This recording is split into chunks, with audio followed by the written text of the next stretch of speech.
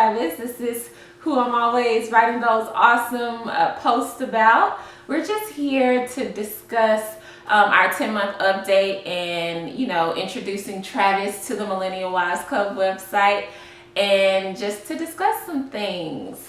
So, Travis, they've pretty much heard my side of the story of how we met and kind of my experiences as a millennial wife. And so we just want to hear from you as a millennial husband. What's it like being married to a millennial wife?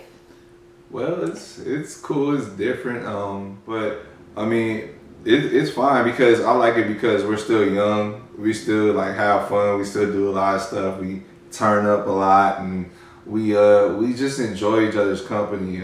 Granted, we don't have kids right now, so it's just being able to enjoy each other's company and just have fun. So it's just like kicking it with your best friend. So like every weekend or every Friday, Saturday, whatever, we're always trying to find something fun to do. So it's cool. So do you feel like marriage is like happening a lot, or more people our age are getting married? Yeah, a lot of people, like I said, I don't have that many single friends. Like everybody's married in a super serious relationship where they're living with their partner or they're engaged. I think far as I see a lot of people getting married. I'm not going to be a skeptic about it, but I want to see it years from now, like how long a lot of these marriages last, because I know with my marriage is genuine. It's like something where I want to get married. This is the one for me. And we've been through our ups and downs, our goods and bads, and I know that's my best friend, and we're gonna get through whatever. But I just see a lot of people getting married, so I know the divorce rate is high. So I just kind of want to see like years from now who's still together, what's still going on, because I hear from friends of friends who have friends who got married earlier, like 20s and early 20s and stuff, and they're on their second marriage already or already divorced. And not to be a Debbie Downer or anything, but divorce is a prevalent topic. Does the media play a factor in, people wanting to be married? You know what I'm saying? Well, I think what really hinders relationship growth these days is just like the way that society portrays marriage, and the way that it's almost like a throwaway. It's optional. It's something. Well, I mean, it's optional to get married, but it's like you can get divorced, or you don't need to be married. You can just be in a long relationship with somebody for 20 years and never get married and have like 4 kids, or and just like social media, also having access to this and that, because I feel there's a lot of pressure on women, to like upkeep and this and that, and contesting with Instagram models and this and that, where it's a lot of promotion of sex and promiscuous activities and stuff like that. So I feel it makes it harder, and then, back in the day they didn't have Instagram or this or that. So usually if somebody, wanted to go outside their marriage, it was somebody up the block. Now it's like you could talk to somebody all the way around the world, and they can be intriguing to your husband and wife. And so it's just a lot of factors, I feel. So what do you think is the key to staying together now with all those external factors? What is the key to sticking it out for those people who are getting married that's our age in today's time? Well, I know far as me and us, we're Christians, but I say, whatever faith you have, or whatever religion, I say get deeply rooted in that, because that's what helps you realize what the sanctity or the core of what marriage is, to be with a man and a woman. And I think when we did our premarital counseling, we learned a lot through that, and I felt like at least on my side, I know if I knew a lot of things that I learned then, I could save myself a lot of trouble and heartache growing up, so. Do you think counseling can save a marriage? I think counseling definitely can save a marriage, and I think it's counseling and work, because counseling kind of sorts everything out, let everybody hear everybody's point of view and what everybody's thinking and how to communicate. But once you learn those things, it's up to you to put that work in.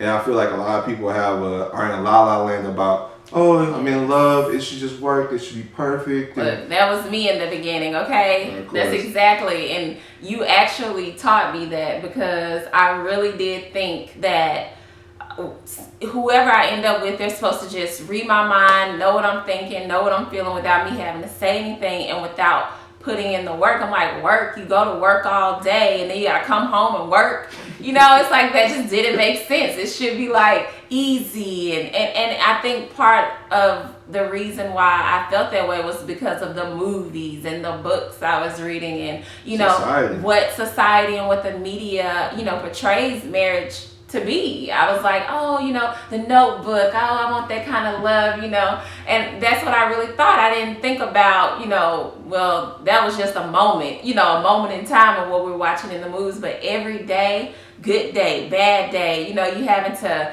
you know, deal with people all day at work and then come back home and have to, you know, deal with another person that you didn't give birth to, or you weren't raised in a house to love, you know, forever and ever and all their life, and, you know, and deal with their good day or bad day. Maybe it's opposite from whatever day that you're having, and just having to work through that and communicate my feelings, and not being able to go in another room, close the door, and just be to myself. Like, no, we gotta cook, we gotta eat together, we gotta communicate and work on this. Yeah. So what's something that you think that you had the biggest obstacle working on, I guess? Well, I'm still working on a lot of things, I feel, but it's as a husband, I really... Because this is the real. You know what? We being real. I'm still working on... I'm an only child, so I'm still working on some of my selfish tendencies.